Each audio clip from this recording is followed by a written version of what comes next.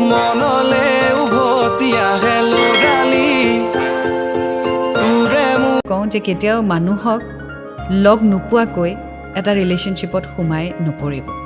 ভাৰতীয়ে প্ৰশান্তক লগ পোৱা নাছিল ফোনৰ জৰিয়তে কথা পাতিছিল আৰু তেওঁ কিছুমান কথা এজিউম কৰি লৈছিলে কিন্তু যেতিয়া মানুহজনক আপুনি লগ পাব তেতিয়া বহুত বস্তু চেঞ্জ হৈ যায় তেওঁৰ বিহেভিয়াৰ তেওঁৰ এটিটিউড তেওঁ কেনেকৈ কথা কয় তেওঁৰ পাৰ্চনেলিটি এই আটাইবোৰ বস্তু মেটাৰ কৰে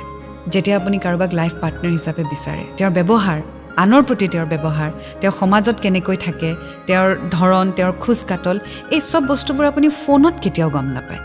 সন্মুখতহে মানুহজনক গম পাব আৰু বিশেষকৈ যেতিয়া আপুনি ক'ৰবাত ফুৰিবলৈ যায় সেই ফুৰাৰ চিটুৱেশ্যনত আটাইতকৈ বেছি আপুনি আপোনাৰ মানুহজন বা মানুহজনীক জাজ কৰিব পাৰিব যে তেওঁ চিটুৱেশ্যনবোৰত কেনেকৈ হেণ্ডেল কৰে পাব্লিক প্লেচত কেনেকৈ হেণ্ডেল কৰে কাৰণ যেতিয়া ফুৰিবলৈ যায় বহু ধৰণৰ চিটুৱেশ্যন আৰু চাৰ্কামষ্টেঞ্চেছ আহে আৰু তেনেকুৱা পৰিস্থিতিত আপোনাৰ পাৰ্টনাৰে কেনেকৈ সেই চিটুৱেশ্যনটো হেণ্ডেল কৰে বা বিহেভ কৰে তেতিয়া আপুনি গম পায় যে সেই মানুহজন বা মানুহজনী আপোনাৰ কাৰণে বা আপুনি মনে বিচৰাৰ দৰে হয়নে নহয়